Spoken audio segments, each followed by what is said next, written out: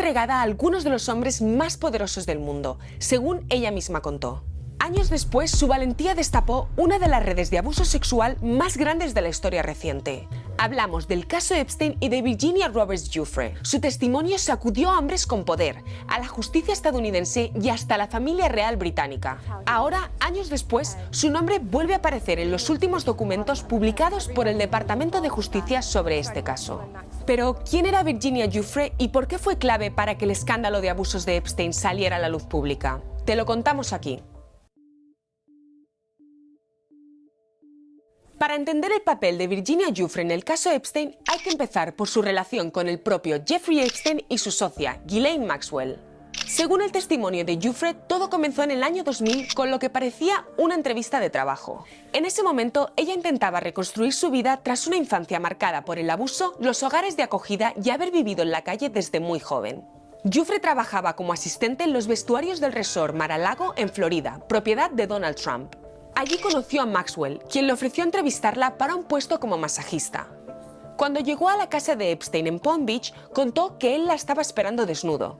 Maxwell le dio instrucciones sobre cómo debía masajearlo. Lo que esperaba que fuera una oportunidad laboral se convirtió, de acuerdo con su testimonio, en el inicio de años de abuso sexual y explotación. Décadas después, en sus memorias póstumas, Giuffre describió el miedo constante que sentía por Epstein y Maxwell y relató episodios de abuso extremo con consecuencias físicas visibles y un grave deterioro de su salud. Giuffre también señaló a Maxwell como una figura clave en la red de abuso, responsable de facilitar encuentros y presentarle a otros hombres poderosos, entre ellos el príncipe Andrés en marzo de 2001.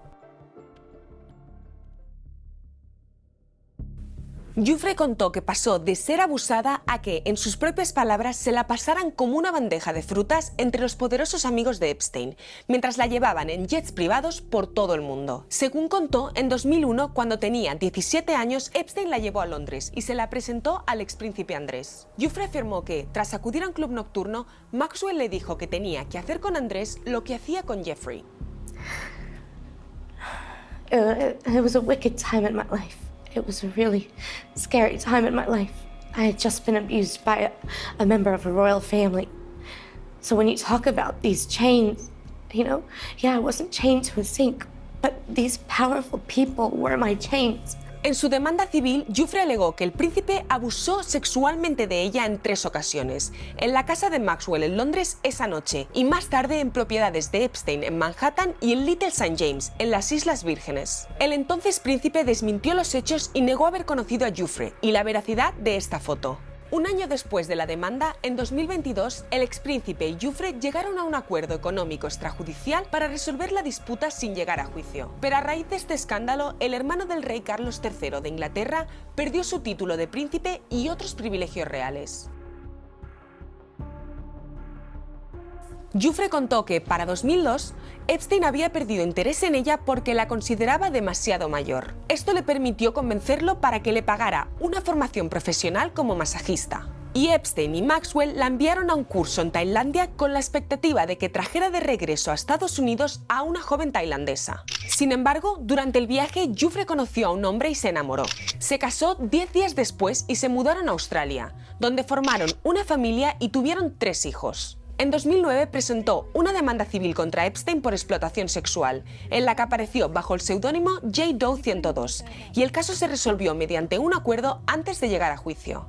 En 2015, Giuffre demandó a Ghislaine Maxwell por difamación, porque la había acusado de mentir sobre sus denuncias públicas contra Epstein. El caso se resolvió en 2017 con un acuerdo confidencial también antes de llegar a juicio.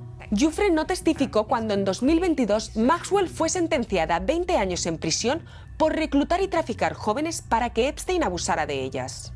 Además, fundó Speak Out Act Reclaim, una organización sin fines de lucro dedicada a educar y apoyar a víctimas de trata y abuso sexual. Organización que recibió una donación del expríncipe Andrés como parte del acuerdo extrajudicial con Giuffre. A principios de abril de 2025, tras un accidente de tráfico, publicó una fotografía en redes sociales en la que se la veía con moratones y decía que le quedaban pocos días de vida. El 25 de abril, su familia anunció que se suicidó a los 41 años en Australia Occidental. Tras la muerte de Giuffre, sus familiares la describieron como una guerrera feroz en la lucha contra el abuso sexual y señalaron que el peso del abuso se volvió insoportable. A pesar de todo, sus denuncias cambiaron la historia. Gracias a ella, la red de Epstein y Maxwell fue expuesta y muchas otras víctimas encontraron la fuerza para denunciar. Como Giuffre dijo en 2022 tras la condena de Maxwell, definitivamente esto no ha terminado y las nuevas revelaciones del caso parecen darle la razón.